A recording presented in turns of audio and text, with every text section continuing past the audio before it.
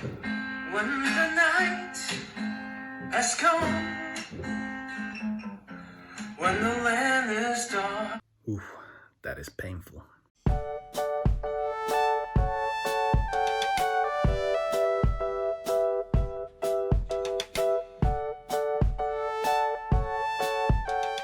Okay guys, so it is now day 3 of the London lockdown. Last night, Boris Johnson ordered all pubs to close, all restaurants in London, all bars, pretty much everything in London is now closed and we are stuck inside. They're advising everyone to just stay indoors. So yeah, it's starting to get pretty boring here. One thing I did want to talk about today is the UK coronavirus cases and how the stats are quite misleading. And in fact, there probably are a lot more cases. I think around 5 times more cases that are currently in the UK than are actually being reported on. So if you look at these stats in the UK, there are officially only 4,000 cases of the virus and around 200 deaths, which puts the death rate at about 5%. However, in reality, experts have suggested that the death rate for coronavirus is around 1%. I think currently the global death rate is about 2.5%, something like that. But that's mostly because most cases are not reported upon, so it raises the death rate.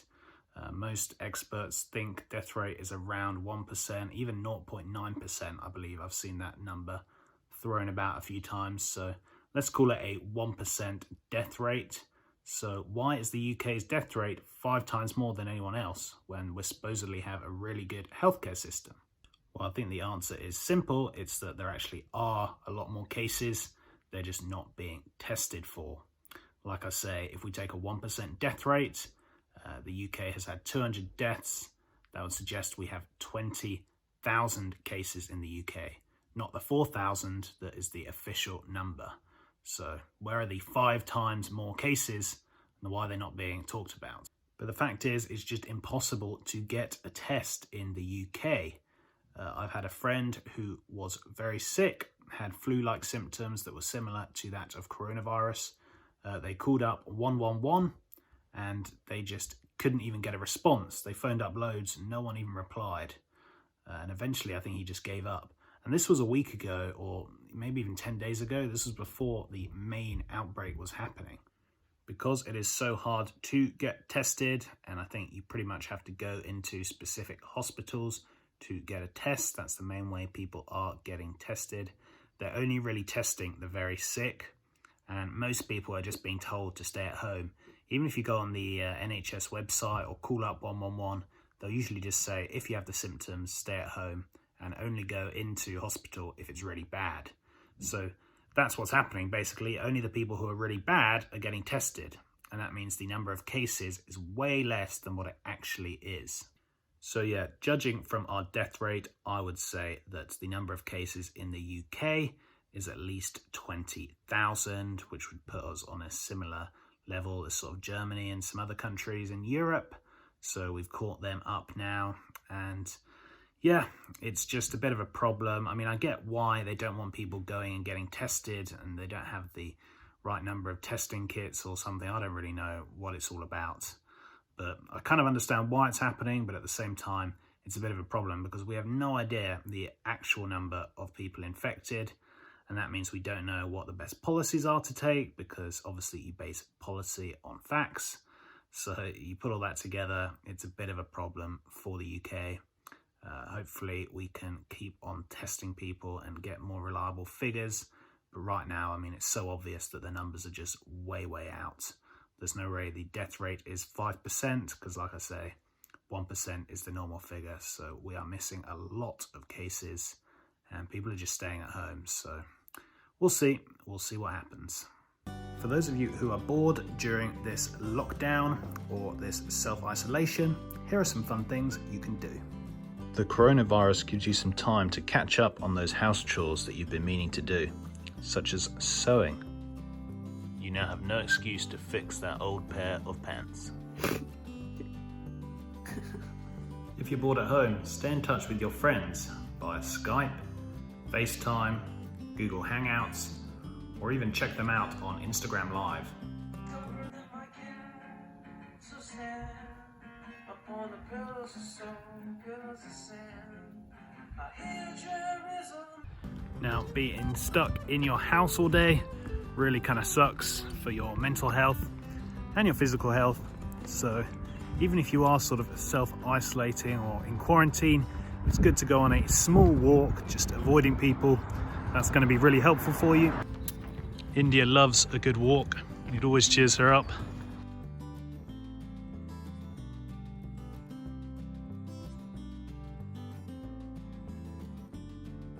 The good thing about being stuck inside is you can finally do those things that you've been putting off for a long time. So for me, that involves writing my Christmas thank you cards that I was supposed to do 3 months ago. So as you all know, you cannot get pasta in the shops right now. But a fun thing you can do at home is make the pasta yourself. So we managed to find a pasta machine from somewhere. Not too sure how it works, but luckily we live with an Italian, so in the next couple of days we're going to be making some fresh pasta, and who knows, maybe we'll even start a little pasta business. Don't know what the machine, 9 thickness settings, duo cutter, adjustable rollers, so it's a pretty big deal.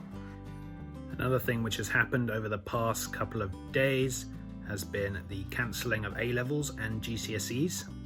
What this basically means is that pupils in year 11 and year 13 will get their predicted grades as their actual grades. At least that's what people are saying at the moment. I don't know what that's going to do for universities. I presume universities are just going to go on whatever predicted grades students have got. That's whether they get in or not. But it's surely going to mess things up for the unis and for everyone else, really. It's just going to be really, really bizarre. I'd have quite liked it. It would have been better for me if I got given my predicted grades rather than my actual grades. But anyway, I do feel sorry for some of those students who maybe weren't predicted the best grades, and now they don't really have an opportunity to prove their teachers wrong, which I think is quite sad. We made ourselves a healthy salad to go with our dinner.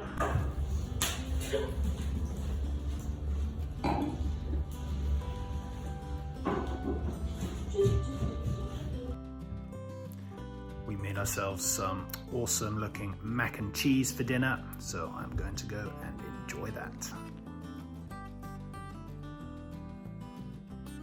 It's actually the weekend today. Obviously it's a Saturday, but it doesn't really feel like a weekend. It just seems all the days are sort of blending into one at the moment, because you don't go into work, you don't really go out much, so when it turns the weekend, it's just kind of the same as every other day, which is a very strange feeling.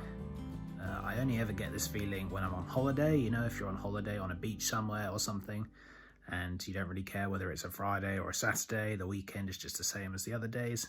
It kind of feels like that now, but we're not on holiday. We're living in some weird times. Anyway, guys, that is it for this video. Tomorrow is Mother's Day, so that should be an interesting vlog to do. Don't know if I'll actually record much of Mother's Day, but we'll see how it goes.